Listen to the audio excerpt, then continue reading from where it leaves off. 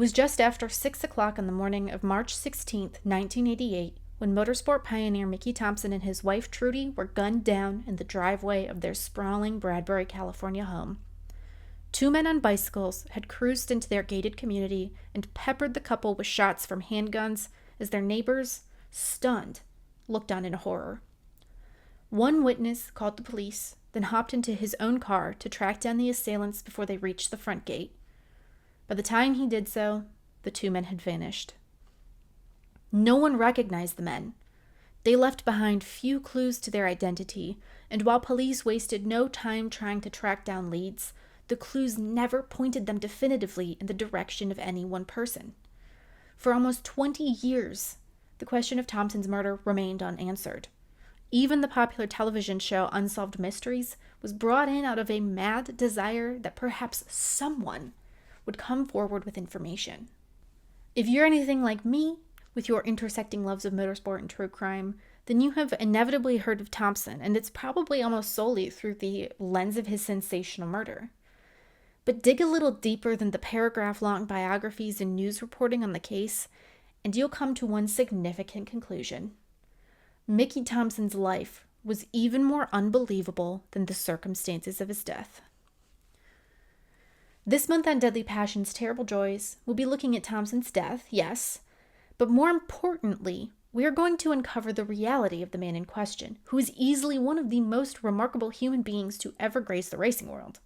Mickey Thompson set more speed and endurance records than anyone in history. He's credited with building the first slingshot dragster and with managing the first commercial drag strip in California. He built America's first mid-engine race car for the Indianapolis 500. He competed in the Carrera Panamericana and the Baja 1000 and went on to create a transformative entertainment legacy that brought truck racing to indoor stadiums across America, all while establishing a hugely popular aftermarket sales business. You can't throw a stone in the racing world without it landing on something Thompson influenced, and that, to me, is the legacy worth exploring in this episode.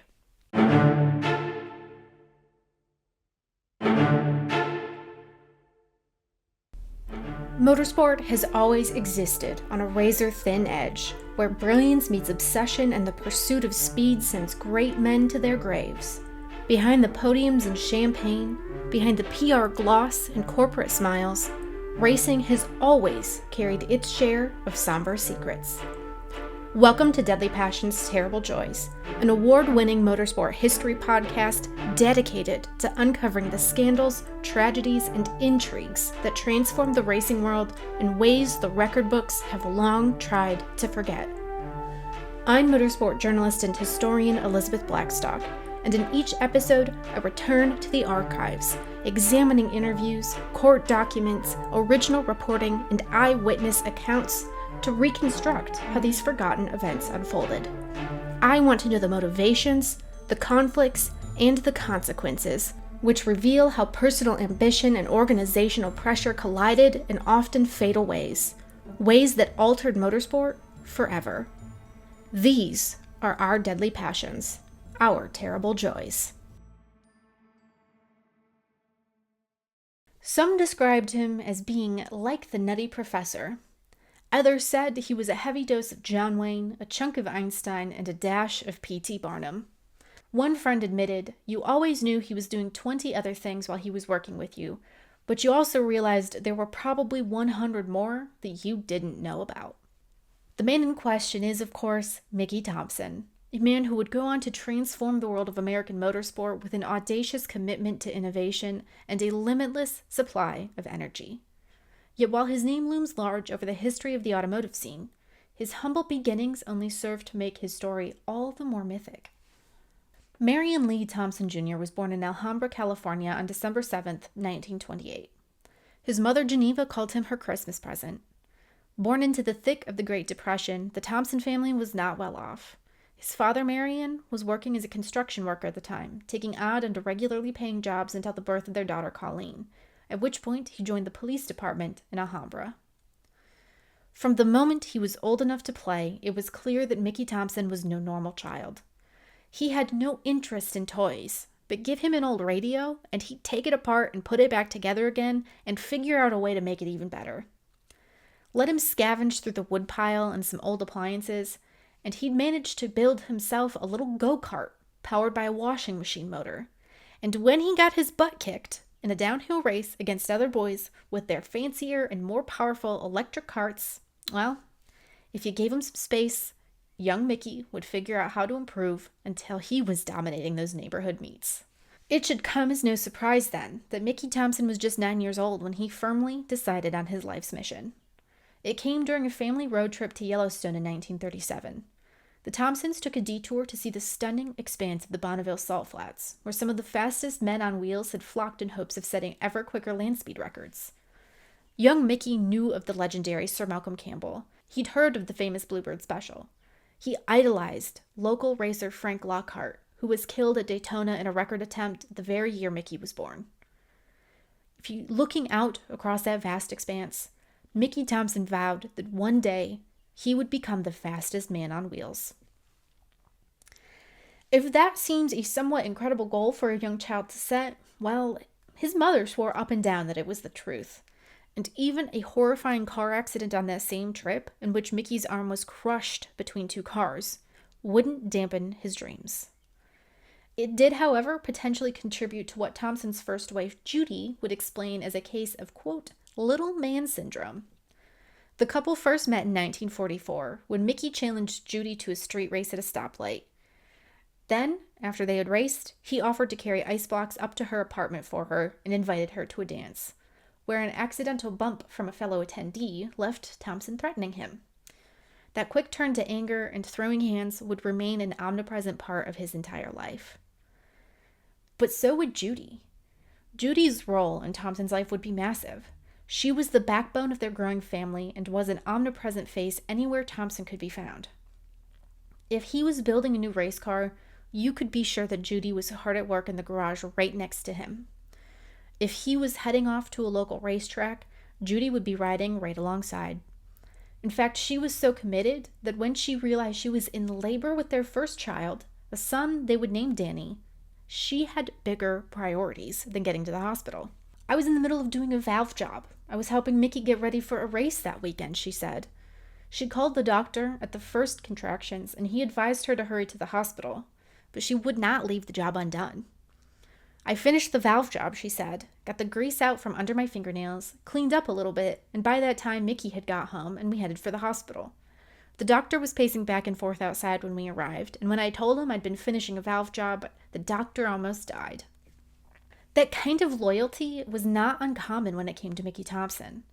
Plenty of folks who worked for him recalled his sheer magnetism, his ability to gin up so much enthusiasm about a project that you'd find yourself enthralled and willing to dedicate your every waking moment to the completion of a dream you would soon come to adopt as your own. He'd bought his first car at 14 years of age, a 1927 Chevy he snagged for $7.50, and then recruited both his father and several neighborhood boys to help him put it into racing condition. With Judy at his side, he graduated from street racing to legitimate drag racing efforts organized by the likes of the Southern California Timing Association. The two married, bought a home, and started a family, and Mickey worked odd jobs as a color pressman for the Los Angeles Times while kicking off his own muffler business as he sought ways to make money to sustain his racing habit. Whenever he wasn't at work, he was bound to be found at the track or in the garage. Then in 1953, he talked his way into racing at the Carrera Panamericana. I have been meaning to do a full episode on the Carrera Panamericana here in Deadly Passions, Terrible Joys, but a very short introduction to the race will have to suffice for now. In effect, it was a border-to-border rally through the open roads in Mexico that was designed to celebrate and advertise the completion of the Mexican section of the Pan American Highway that was going to link the very bottom tip of Argentina to the very tippy top of Alaska. The race had first been held in 1950 and had earned a steady reputation as a dangerous but thrilling event, and Mickey Thompson wanted in. He managed to secure use of a Ford entered by a car dealer named Jesse Ellico and recruited longtime friend Roger Flores to serve as navigator. That year they entered the event alongside 196 other cars, some of which were piloted by the likes of Juan Manuel Fangio, Piero Taruffi, Phil Hill, Richie Ginther, Luigi Chinetti, Tony Bettenhausen, and so many more icons of the international racing scene. But that event would fall to pieces quickly for Thompson and Flores. During the first 321-mile leg of the race, Ford driver Bob Christie flipped over a poorly banked turn. Minutes later, Thompson flew onto the scene to discover that the road was flooded with spectators. He had no idea that those spectators were present because a car had just launched over the cliff. So Thompson did what seemed like the smartest and least dangerous idea. He drove over that exact same cliff. He had no clue he was going to land on yet another crowd that had flocked to the remains of Christie's race car. No one in the cars died, but 6 locals were killed, and Thompson fled Mexico to avoid retribution. Mickey Thompson would return to the Carrera Panamericana again in 1954 and would again end the race in a heap of rubble, though thankfully no one was killed in that second attempt. It would be back in California, though, that Thompson would make a name for himself.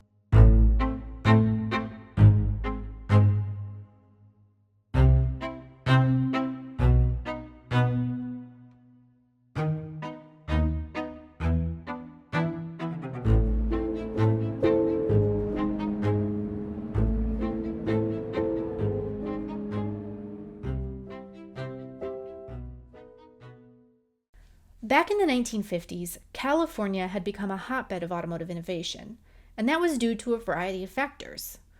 For one thing, the wartime aerospace industry work had drawn plenty of avid mechanical minds to the region, and the economic boom following World War II meant more and more people could afford cars. More than that, they could afford to dig around in military surplus scrap yards looking for ways to transform those road cars into the quickest machine on the block. And this was a prosperity that stretched the younger generations as well. Folks in their teens and 20s were able to buy their own cars, tune them, and take them out cruising on the streets in what was both a hobby and a way to pass the time. And naturally, when a young fella starts souping up his car, he's gonna want to show it off. Street racing had become a popular pastime. Kids would flock to empty back roads or to wide lanes of local orange groves to race for pink slips, and for the honor of proving that their car was the quickest around. Yes, street racing was very illegal, but police all around Southern California were struggling to figure out how to actually put an end to the practice, because for all the fines and tickets and arrests they issued, it seemed like they never made a dent in the practice. Police, particularly those in Long Beach, actually started reaching out to local car clubs to ask what needed to happen to nip this street racing in the bud. The answer was unanimous. We need a place to race legally. Just like that, the first commercial drag strips were born, and where there was racing, there was sure to be Mickey Thompson. Thompson was one of a few key figures behind the establishment of Lions Drag Strip, located in Wilmington, California. The drag strip itself was established by local Lions clubs, which contributed the $45,000 required to fund the construction of the operation in a former railroad classification yard. Thompson was appointed strip manager, the only paying job at the track, and this would be his first foray into the art of event promotion. See, the track first opened in October of 1955, and while plenty of spectators turned up for the first of its weekly Saturday events, fans were few and far between after the initial sparkle of novelty wore off. Once the track had paid off all of its construction debts, it intended to donate all of its income to local charities as a way to continue giving back to the region. But it needed racers to show up and pay the $1.25 to compete, and it needed fans to show up to pay the 75 cents to spectate. Thompson started by focusing on professionalizing the racing. He installed a double clocking system to ensure accurate times, and before long, he installed incremental timing lines so that racers could track their progress at 14 different locations over the course of the quarter-mile strip. He cracked down on any hint of cheating, and managed to talk plenty of his friends and competitors into taking up volunteer positions at the track in order to, say, perform tech inspections or call up local companies to see if they'd like to donate safety equipment or prizes. He provided trophies at big events and always had some kind of prize on hand for victors at the smaller meets. Word spread quickly that Mickey Thompson was the kind of man who'd take no shit, but who would treat you fair, so racers flocked to the track. But the fans still weren't coming. So Thompson started experimenting with new ways to draw a crowd. Some weekends, fans were invited to compete in quarter-mile foot races. Other weekends, he'd set up a quarter horse to race against a drag car. He built a quarter-midget track behind the grandstands of the drag strip to encourage families to bring their kids to race, and he instituted a groundbreaking concept called a date night in the summer of 1957. He trucked in temporary lighting to shine on the track, allowing racers to compete at night instead of during the day. And as it turned out, folks very much preferred to turn up to those late-night races than for the midday ones, and attendance soared. All the while, Thompson was competing right alongside the racers he worked so hard to draw to the track. By the time he stepped back from managing Lions in 1964, Thompson had transformed it into a groundbreaking facility. But as was commonly the case throughout his life, he had his eye on much bigger prizes, namely official NHRA drag racing and chasing the land speed record. But before I get too far into this post-Lions era, it's worth taking a look at Thompson's accomplishments in the drag racing world. In 1955, he became the second person in history to surpass 150 miles per hour in a fuel dragster, and he also kicked off some of major innovations in the drag scene by creating a slingshot-style machine where the engine was moved to the rear of a long, thin-railed racer, while the driver was tucked behind the rear axle. He brought the same innovative mindset to Lions, and it would be at Lions that he'd begin to form a bond with a competitor who would help carve the trajectory of his future, Fritz Voigt. Voigt first met Thompson at a drag strip in Great Bend, Kansas, when he approached the man with the slingshot racer to ask about the car and make some suggestions on how to make it go even faster. Thompson immediately launched onto the offense, demanding, "Who in the hell do you think you're talking to?" After that, Voigt tried to avoid taking his car to Lions, knowing he would run into the notoriously abrasive track manager if he did so. But his wife Dorothy found a kindred spirit in Judy Thompson, and it didn't take long before the four of them were spending plenty of time together away from the racetrack. Of course, you can't put two enterprising drivers together without expecting them to dream up a new way of approaching racing, and in 1958, the two men decided to team up on building a two-engine, four-wheel drive streamlined dragster. The entire operation was pretty slapdash right from the start. This machine, intended to break records, was cobbled together from an old race car, some engines that Thompson and Voigt had laying around, and whatever they could salvage from scrapyards and surplus stores, all wrapped in a tight aluminum skin designed to be as aerodynamic as they could possibly make it without use of a wind tunnel. They entered this car into an NHR race, but decided that on the way they were going to stop at the Bonneville Salt Flats for a little shakedown, just to kind of see how it would handle. Now, if you're not familiar with land speed record runs, they work like this. Drivers behind the wheel have a chance to build up speed before they hit the portion of the salt flats where their speed is measured, and then they also have plenty of space to slow down after. But that's only considered a one-way run. You have to make a return run in order to qualify for an official record. That's because the folks in charge of timing are trying to negate any impact from head-on or tailwinds, so the speed of both runs will be averaged together, and the average is the official speed of your record attempt. On that first outing, Thompson made a one-way run of 241 miles per hour, but a fuel pump failed on the return. They had to order replacement parts to be delivered, then make a critical decision. They could remain in Bonneville and continue honing the car, or they could go to the NHRA event. Thompson and Voigt decided to stick it out at Bonneville. After the parts arrived, Thompson hit the salt again. There, they broke the existing record with a two-way average of 266.866 miles per hour. They tried again and set a new record of 294 miles per hour before one of the engines gave up. Now that's a promising start for two guys who cobbled this together in their garage. Thompson directed everyone to load up the car and begin the drive back to California, and the whole way home, he dictated ideas to Judy. He was convinced that with the right tires and the right support, he could crest the 400-mile-per-hour mark. If you haven't already gathered this based on the fact that Thompson and Voigt were throwing together scraps to make magic, then it's probably time to point out just how critical some institutional support would be here. For one thing, we're talking about a fairly primitive era of motorsport as far as basic technologies like tires are concerned. Thompson would need to convince a company like Firestone or Goodyear to develop a tire that could actually sustain hitting speeds of over 400 miles per hour without exploding. It would also help a whole lot to have some companies willing to provide some engines or just some dollar bills. The engines would come from Pontiac, which was helmed by a man named Bunky Knudsen at the time. Pontiac at the time had a reputation of producing cars for old fuddy-duddies, and Knudsen was the one who was in charge of turning that image around in order to boost sales. One easy way to do that was to compete in motorsport, and Pontiac's entry into NASCAR was starting to have an impact on the East Coast. Now it was time to do something similar on the West. The project that Thompson had named the Challenger would be just what Knudsen needed, and it would be a lifeline for Thompson and Voigt. In addition to writing them a $1,000 check, which would be around $11,000 today, Knudsen shipped them old Pontiac engines to start bringing the Challenger to life. Add in plenty of support from friends chipping in free labor and sponsorship deals with companies like Goodyear, and you had a recipe for success. But a recipe that was often misunderstood.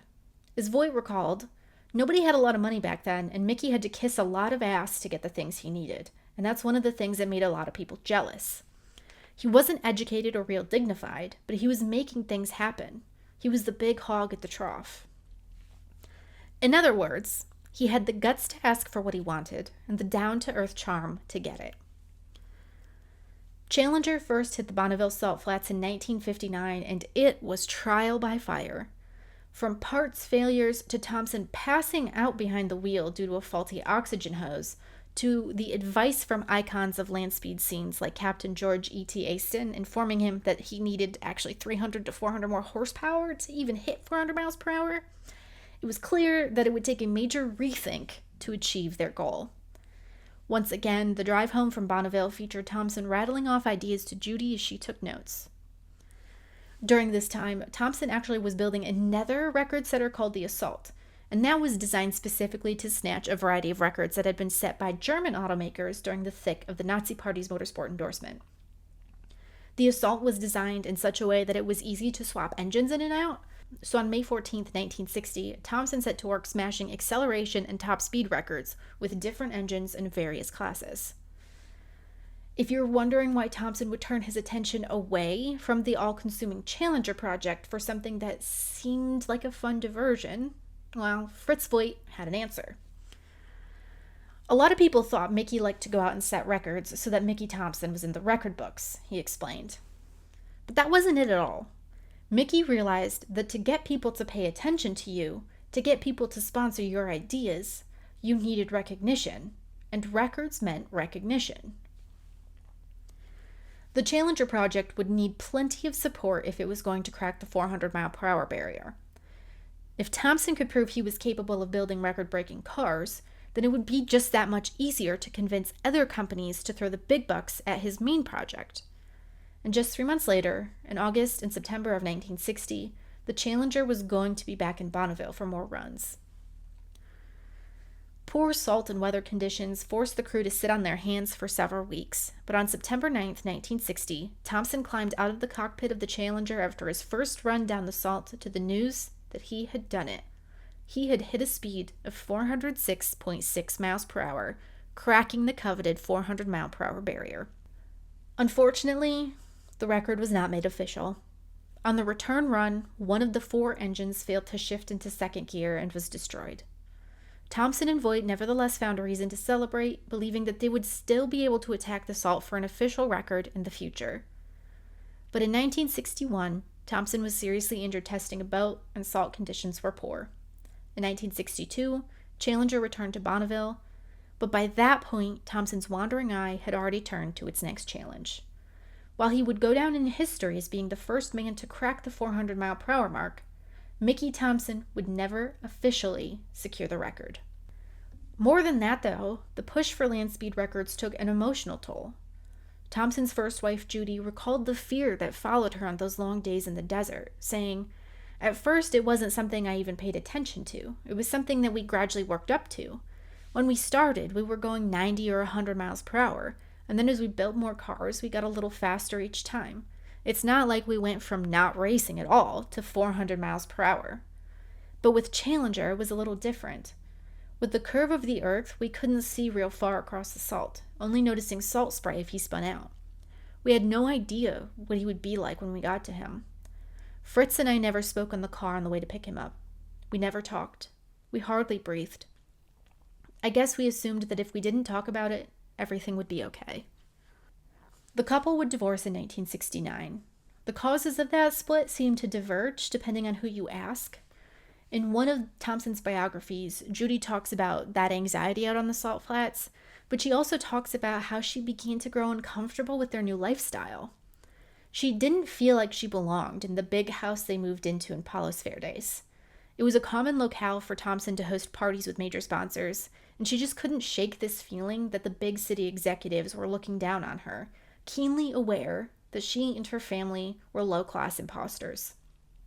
However, journalist Tom Madigan confronted Thompson about that same divorce in 1970.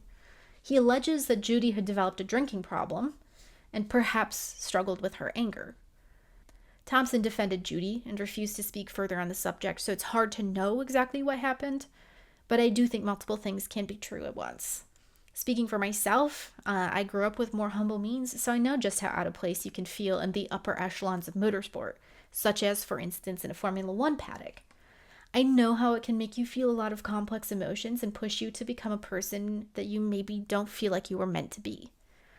But whatever the case, the parting of the Thompsons appears to have been mutual, with no lingering hard feelings on either side. It would, however, bring an end to the couple's incredible at-the-track partnership.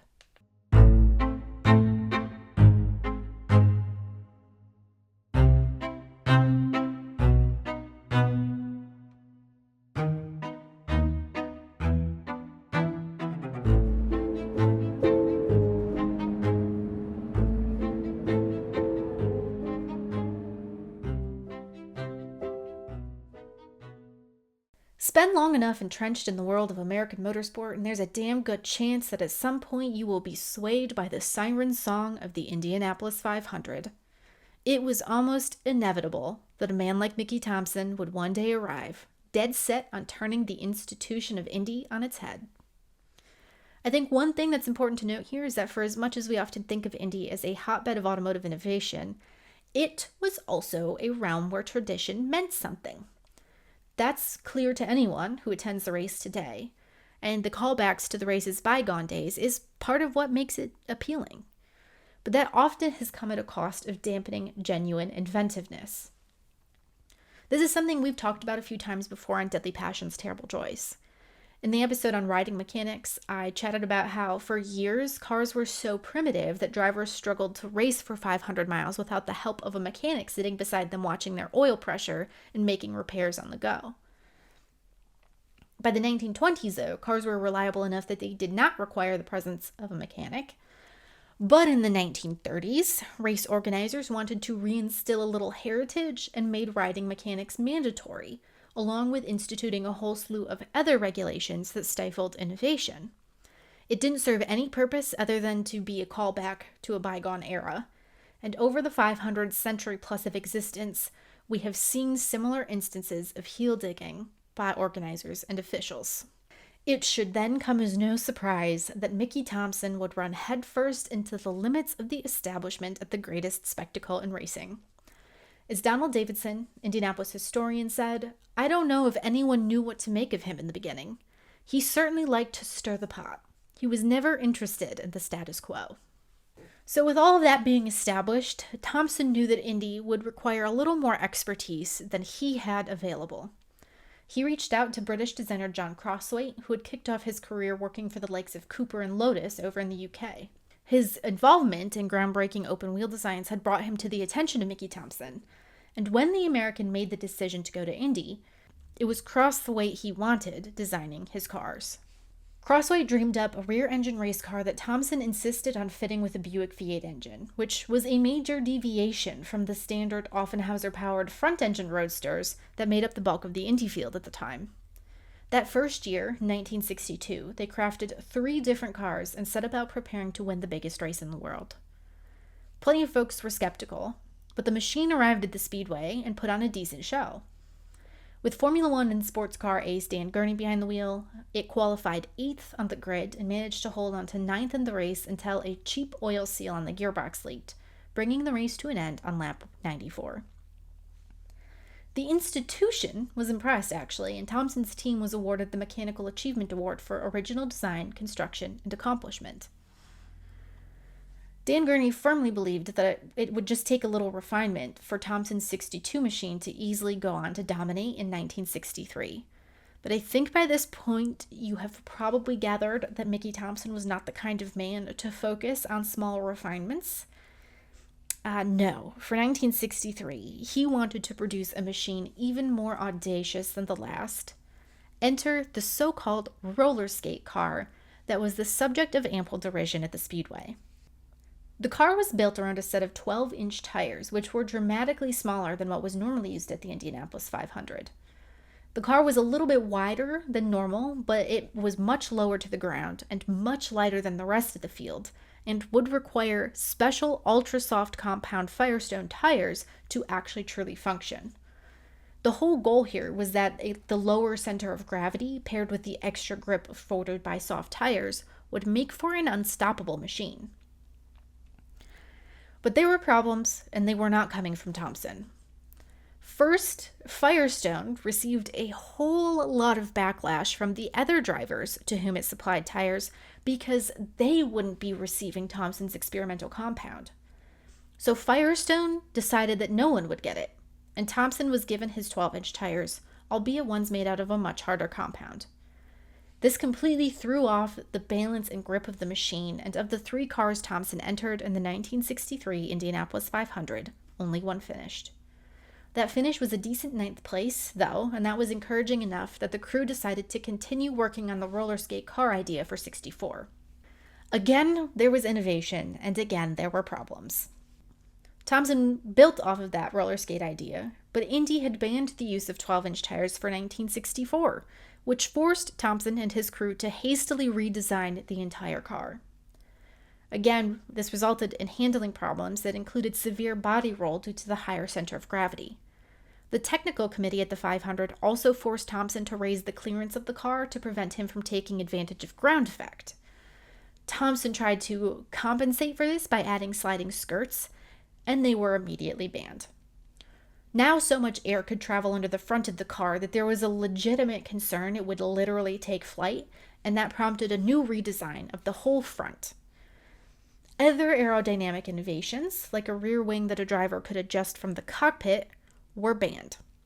All throughout the month of May, the Thompson team was coming up with groundbreaking ideas, then being forced to find a quick fix when those ideas were banned. The drivers that year included F1 driver Mastin Gregory, USAC racer Eddie Johnson, and sports car driver Dave McDonald. McDonald was a young hotshot without much open wheel experience, but he was expected to arrive at the track with plenty of gumption.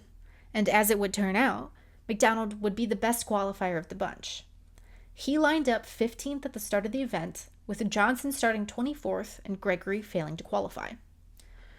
With so many changes having been made to the machines throughout the month, the Thompson crew opted to spend Carb Day, the last practice session before the race, further tweaking the setup rather than running the car with a full load of fuel like it would start the race. As a result, when the Indianapolis 500 kicked off, Dave McDonald was driving under conditions he had never experienced before. Now McDonald, he was not the kind of driver to lie in wait, and at the conclusion of the first lap, he had flown past 5 other cars. Although, according to fellow racer Johnny Rutherford, his Thompson-built machine was already zigzagging. On the second lap of the race, McDonald spun coming out of turn 4 as he was attempting to pass Jim Hurtubise and Walt Hangson. His car collided with the inside wall and ruptured the gas tank, which caused a shocking fire. But the worst was yet to come, because the race car then slid back across the track, sweeping up 7 more machines in the process.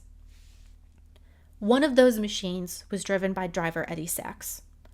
Sachs saw an opening along the outside wall, but by the time he arrived there, McDonald's machine had ricocheted into his path. Sachs collided with the other car broadside and caused a second explosion. He was killed instantly. Dave McDonald was pulled from the wreckage and taken to the hospital, where he died shortly after. In the meantime, the race was red flagged to clean up the shocking wreckage. The aftermath was predictable, Thompson reflected in the 1970s. We were accused of having 100 gallons of gasoline in the car, which was ridiculous. I swear there were only 46.2 gallons and no more. Dave was blamed for overdriving. Dave McDonald was a talented driver. He wasn't overdriving. He was racing. God damn it, man, that's what he was. As you can imagine, much was made of this shocking accident that took 2 lives. As one editorial put it, quote, "Hopefully we have seen the last of Mickey Thompson at Indianapolis. His cars were ill-conceived and ill-prepared and have permanently marred the escutcheon of America's hot rodders." Even with Ford taking full responsibility for maintenance of the twin-cam engines, Mickey was utterly unable to field anything like a team of race-worthy machines. They were ugly, which was not important. What is important is that they were totally unaerodynamic, even with their 1937 spaceship styling motif. It has become obvious that Thompson's skill as an entrepreneur exceeds his ability as a designer and constructor. This year he managed to seduce both Ford and the Sears Roebuck and Company, but we doubt that either organization is going to leap at another chance to further finance Thompson's folly. In fact, we doubt if there are any prospective sponsors for hot rodding's enfant terrible left anywhere. Thompson would indeed return to the Indianapolis 500, but something had changed. It prompted journalist Hank Hollingworth to observe, whether he realized it or not at the time, the end of Indianapolis for Thompson came a few years ago when his rookie driver Dave McDonald triggered a spectacular megacar accident on the second lap that took the lives of McDonald and Eddie Sachs and resulted in injury to several others. Mickey was in virtual shock for days after and blamed himself for the tragedy. He introduced a revolutionary car to Indianapolis, but could only find a rookie to attempt to handle it. McDonald couldn't, and Thompson has lived with the nightmare ever since. And in a lengthy interview with writer Tom Madigan, Thompson admitted, "I lost complete interest in Indy after '64. Although I ran cars there for the next couple of years, it was more or less to try to find a few new theories, like a front-wheel drive car I experimented with, and to fulfill sponsor commitments. After several years, I dropped Indy completely." And as if to double down, Thompson ended that interview with Madigan saying, "There is nothing more worth talking about as far as Indy is concerned." Sure enough, Thompson returned to Indianapolis the following year, in 1965, but failed to qualify. He skipped 1966, but returned in 1967 and 1968, where, again, the team failed to qualify.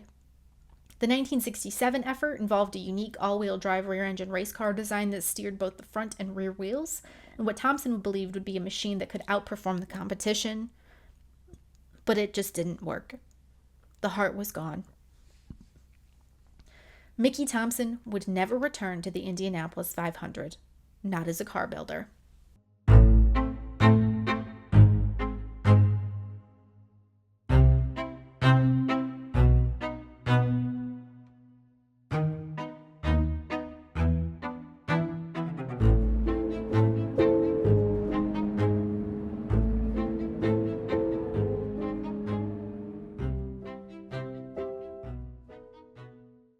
After the disasters at Indianapolis, Mickey Thompson needed to find something new. Though by new, what I really mean is that he needed to find a new way to improve upon his original loves: drag racing and record setting.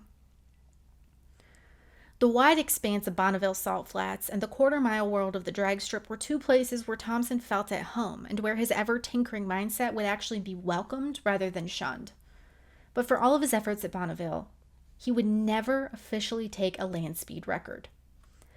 If that specific accomplishment was to remain out of his grasp, Thompson would find any other way imaginable to keep his name in the papers and on the forefront of the minds of major sponsors. He managed to gin up good publicity by breaking plenty of records in various car classes, and when he wasn't behind the wheel himself, he had a whole slew of other talented racers like Danny Angeas working for him. At that time, he set over 300 records. As he traveled around the United States, breaking records and showcasing his cars, Thompson was introduced to a new form of competition that captivated his imagination: off-road racing. And the biggest event in that discipline, at least in North America, was the Baja 1000. Drivers had been making endurance runs between various towns in the Baja Peninsula of Mexico for years before the first official Baja 1000 was hosted in 1967. It was an event that was basically spawned out of the desire for a few racers to one-up each other and to take on the rugged desert quicker than anyone else. The route was simple. You needed to drive from Tijuana to La Paz. There were probably a few checkpoints you needed to pop into along the way for the purposes of tracking your progress, but for the most part, competitors were invited to chart their own course across the sand. Indianapolis 500 victor Parnelli Jones heeded the call of the desert for the first time in 1968, and he recalled that it was so much more fun in those early days. You could be much more creative. Basically, you were going from checkpoint to checkpoint, and they didn't really care how you got there. If the road went around a mountain and you thought it was faster to go over the mountain, you went over the mountain. Because of that, drivers tended to flock to the region weeks in advance of the event in order to undertake something called pre-running, basically figuring out the quickest path from start to finish well in advance of the race. Chances were you would run into some catastrophic issue out in the middle of nowhere, and half the fun was figuring out how to engineer yourself out of disaster. Then, even if all went to plan, you'd be beaten and battered by the primitive machines and the primitive terrain. It was exactly the kind of thing that appealed to a man like Mickey Thompson. He first tried his hand at the race in 1969, driving a Ford owned by a man named Bill Straub. It was not quick, and the Baja 1000 had yet to finish before Thompson vowed that he would return the following year with a race truck of his own. He would indeed come back with a race truck of his own, but before he did so in 1972, he married a young woman named Trudy who would become a major player in his future business. Mickey was back behind the wheel soon after, and for the first time in his life, he actually welcomed his son into the world of racing. See, Danny Thompson had obviously grown up fascinated by speed, but after his father saw a child hurt in a race at Lyons, he adamantly refused to help Danny Thompson make progress. Danny had tried to forge a career of his own, but it never really panned out. But Baja was something new. It was something they could do together, and Mickey asked Danny to come pre-running with him. Out there, Danny actually impressed him by making a very, very detailed pre-run map that featured stamps for countless circumstances. It was my job to make us go fast and not crash, Danny remembered. If we crashed, it was my fault. So I rigged this rolling map to the front spindle. The map had gear ratios I could change to be within 2 or 3 feet of an exact mile. The map would roll, and I would carry stamps between my fingers when we pre-ran. There was a stamp for bumps, a stamp for blind hills, a stamp for sand wash, a stamp for left turns, a stamp for right turns, a stamp for everything. Then we'd go back and run it again, and I'd call things out to him. Left turn, right turn, sand wash, bump, whatever. Then he would give me the speeds, and I'd add those to the map. We'd go back and do it again, and I'd call out the speeds, and he'd adjust in the corners to go faster or slower. All Thompson wanted from Baja was to beat the great Parnelli Jones, and during that year's Baja 1000, Thompson was sent off the line before Jones. He was determined to stay there, ahead of the other man. But before long, Jones clobbered into the back of the Thompson car. Mickey, desperate, begged Danny to call out the other man's position so that he could drive defensively and counter his moves. Danny took off his seatbelt, turned around, and began giving his father a play-by-play of everything Parnelli was doing, until Parnelli Jones tipped his car onto its right side, rolled over, bounced back onto all 4 wheels, and flew past the Thompson car. Mickey fell silent, but not because he was upset at having lost the battle. Oh no, he had an idea. Recalling the incident later, Danny Thompson was in awe of his father. He said, "We've got to have some people see this. We can't be doing all this for the jackrabbits." He was already coming up with a plan to take off-roading to the crowds, all because of the excitement of calling the action between him and Parnelli Jones.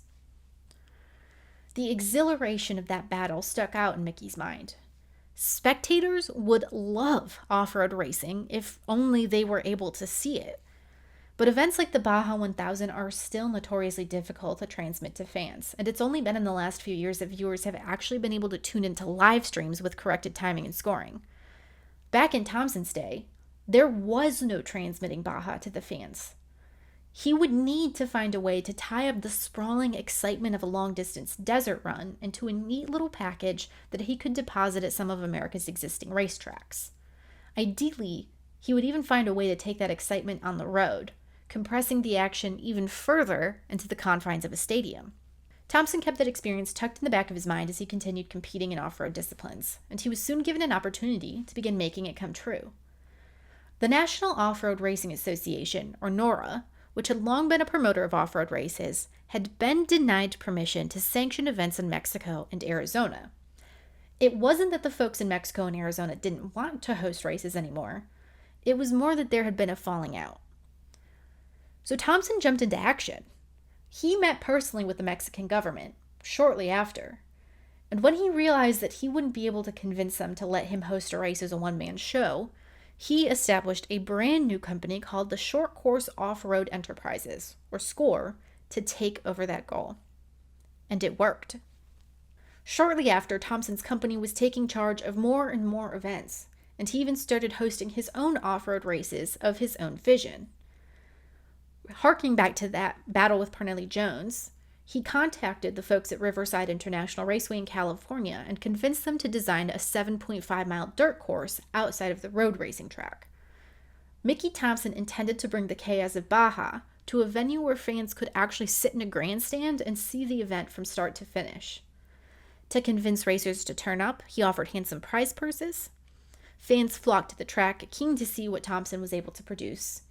And he would continue balancing these shorter events with his long-distance off-road racing.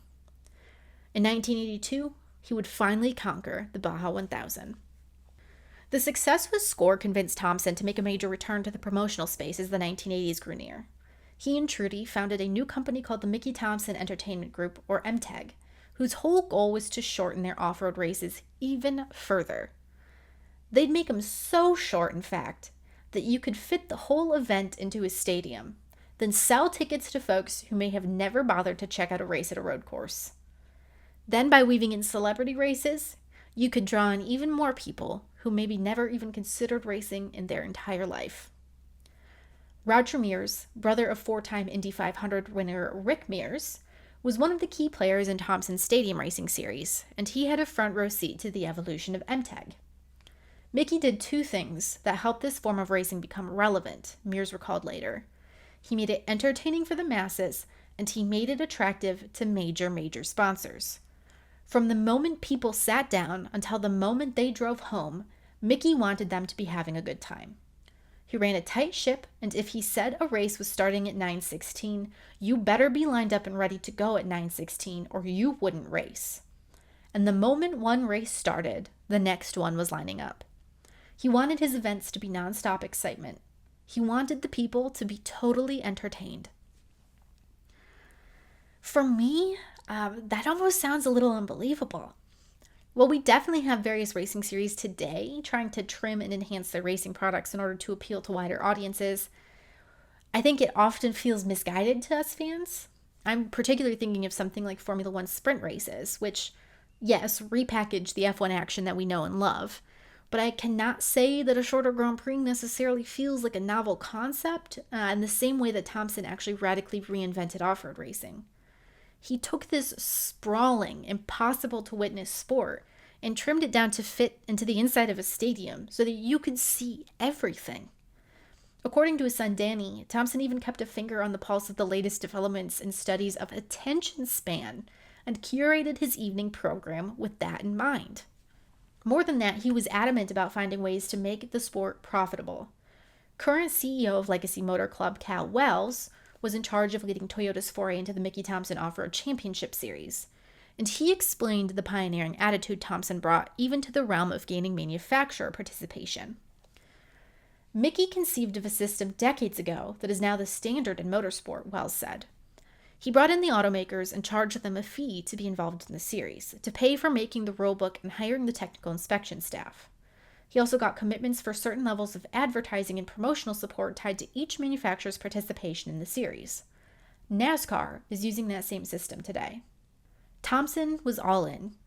He asked his drivers to take Dale Carnegie speaking classes in order to be better communicators with the media, And before long, he had turned this little sport into a cult phenomenon.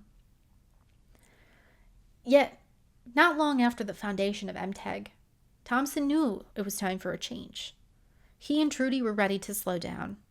And to do so, they would recruit the one man who would be the cause of their undoing.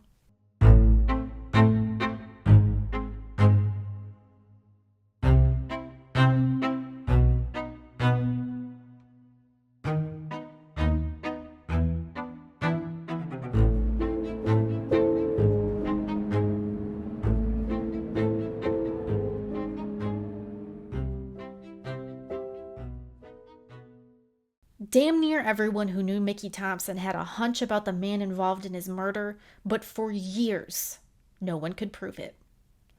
As the Mickey Thompson Entertainment Group began to grow, Thompson and his wife Trudy were starting to look for ways to ease the burden of their business ventures. See, Thompson wasn't getting any younger, and the 20-hour workdays and his poor diet were starting to take a toll on his health. He wanted MTEG to thrive. He just wanted it to thrive with someone else at the helm. That someone else was fellow promoter Mike Goodwin, who had moved from promoting rock concerts to staging off-road motocross events around California with decent success.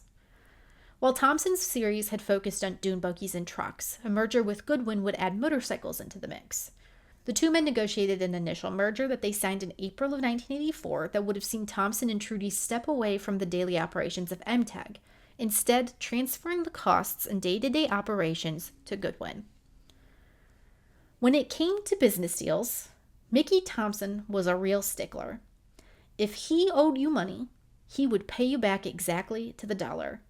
If he said he'd do something, you didn't need a written contract to ensure he'd get it done. You just needed to shake his hand. He expected the folks who worked with him to share that same integrity.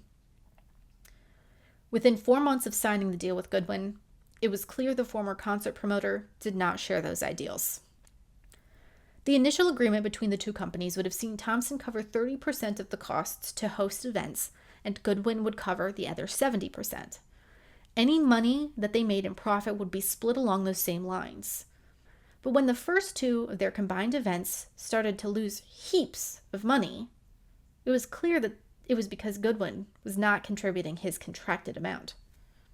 Thompson tried to work things out with his co-owner, but those conversations just got more and more heated until in the spring of 1985, Thompson sued Mike Goodwin for what would eventually amount to $766,000. Unfortunately, it also kicked off a series of lawsuits and countersuits that would plague both men for the coming years. And when Thompson locked down a strong legal team that refused to let Goodwin take control of the fight or force his demands, things started to get scary. Like, actually scary. Mickey and Trudy were receiving death threats on such a regular basis that the local police actually suggested they take counterterrorism classes in order to better protect themselves should anyone try to bring them any harm. While Trudy seemed genuinely concerned, Mickey just didn't believe Goodwin would actually act on the threats that they believed he was sending. In fact, Thompson's longtime secretary, Shirley Brown, said the threats made him furious. He ignored the warnings, and he kept to his standard routine. As far as he was concerned, the morning of March 16, 1988 was going to be just another day. Yet at around 6:30, as the Thompsons left their home to head to MTEG headquarters at Anaheim Stadium, they were gunned down. Neighbors reported seeing two black men on 10-speed bicycles riding through the neighborhood, followed shortly by a series of gunshots. A young schoolgirl named Allison Triarci was one of them. As her father overheard Mickey pleading, "Please don't hurt my baby," and ran to call the police, young Allison peered through the window just in time to see Mickey Thompson shot in the head. Thompson's son Danny reflected upon hearing the news. "It was a real strange feeling, because I thought it was impossible for him to die. He was immortal. You couldn't beat him down. It couldn't happen." The killers had assassinated Trudy first, forcing Mickey to watch. Then they killed him. One neighbor took off in his car, hoping to stop the bicycled assailants before they reached the gates of the community, but they were gone by the time he made it there. When police arrived, they found little evidence. Despite the fact that countless neighbors served as eyewitnesses, they could provide little information that would directly lead to the killers. Everyone suspected Mike Goodwin had something to do with the dual homicide. No one could prove it. Reward money slowly increased from $40,000 to $65,000 to $100,000 to over $1 million. Colleen, Thompson's sister, who had been serving as his press relations manager for years and who had her own experience dealing with murder investigations following the killing of her son a few years earlier, immediately set to work publicizing the reward money. It was through her tireless efforts that the case ended up on the hit television show Unsolved Mysteries, followed years later by America's Most Wanted. A handful of detectives took a stab at solving the murders, but it was eventually deemed a cold case. At no point did the Thompson family stop trying to find answers. In the meantime, the Mickey Thompson Entertainment Group continued for a few years before ultimately falling apart. Without its enigmatic leader, and with the hit of the Gulf War, the business became unsustainable.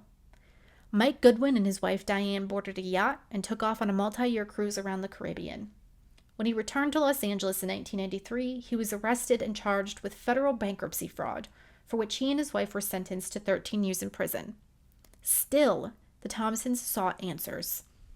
In the mid-1990s, Detective Mark Lilienfeld was assigned the Thompson murder case, and after reviewing all of the materials, he stated that it was obvious that all of this could trace back to Mike Goodwin.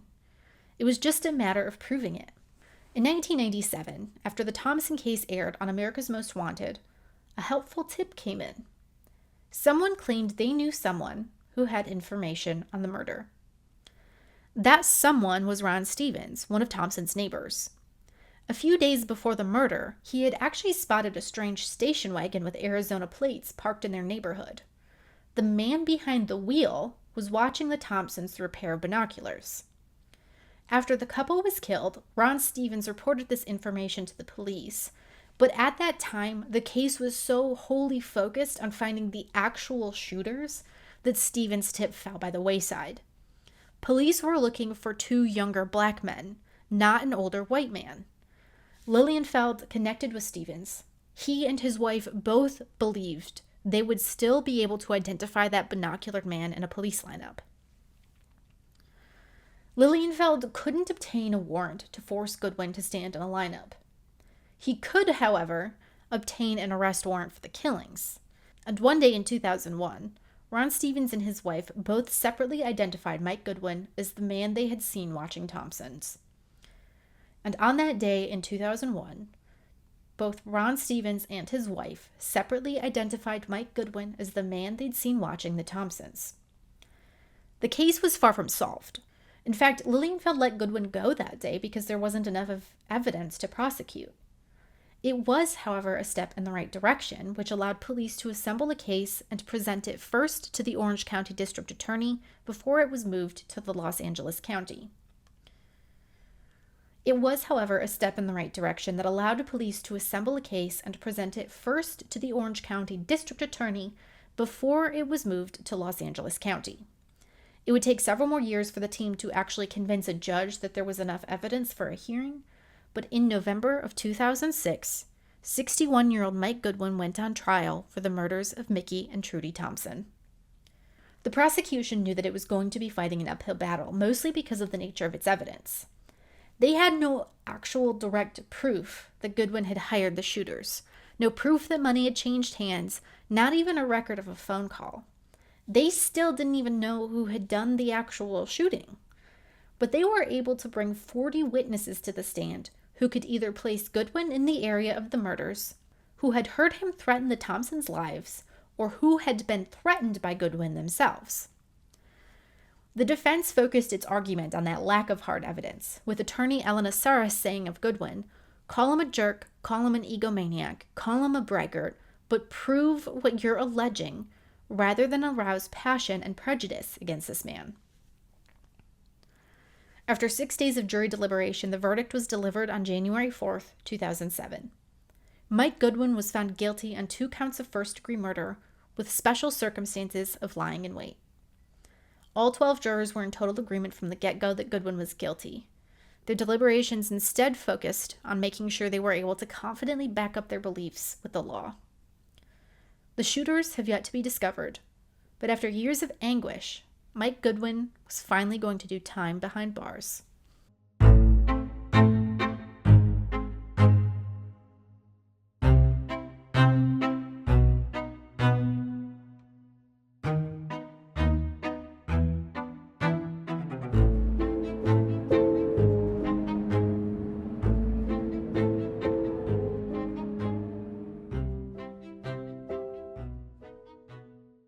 In reading various biographies of Mickey Thompson to prepare for this episode, I was struck by just how little I knew about one of the greatest minds in American motorsport.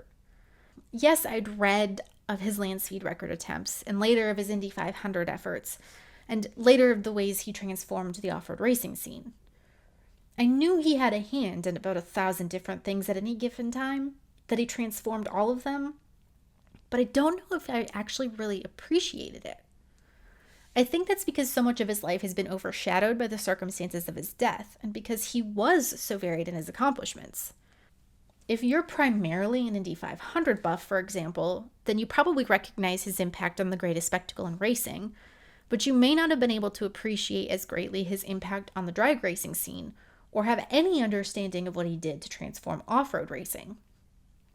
And if you look at him through the lens of a single discipline, it's real easy to think Thompson was just an audacious thinker and tinkerer who showed up, worked hard for a few years, and disappeared before he accomplished anything. Thompson introduced some innovative car designs to the staid world of the Indy 500, but he never won the race.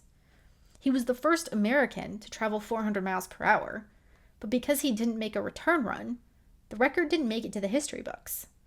He saved Baja racing from a miserable grave, but because he only won the 1001 time, his name doesn't carry the same mystique as guys like Parnelli Jones.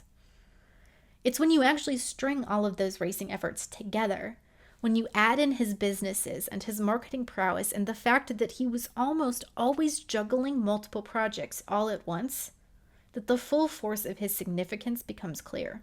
But then you throw in the circumstances of his death and the decades-long investigation that followed, and you tend to overshadow everything else.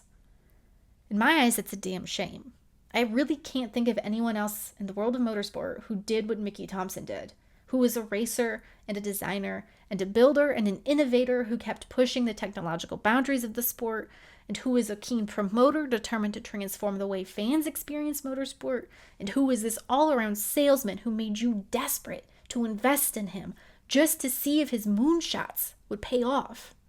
He had a habit of working all of his employees to the bone, but every one of them walked away with the kind of valuable experience that launched their own careers. Mickey Thompson was a blue-collar guy turning the chalk outlines on his garage floor into the groundbreaking machines that would make him a millionaire. And when you've got someone prone to dreaming that big, you're also liable to find people who want to see the empire crumble. Mickey Thompson's murder is an unavoidable part of his legacy, but I hope that if anything, this episode has helped drive home that it was only a minor part of that story. It's what he accomplished during his 59 years of life that serves to define him.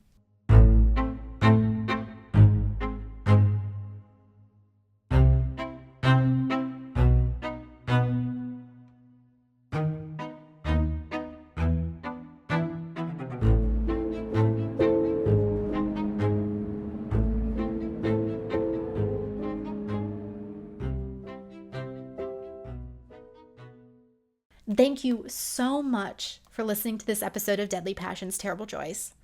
Next month, we are going to center our episode on the 1975 Spanish Grand Prix. That race was consequential in so many ways. It was a key point of contention in the ongoing battle between Formula One's teams and its sanctioning body.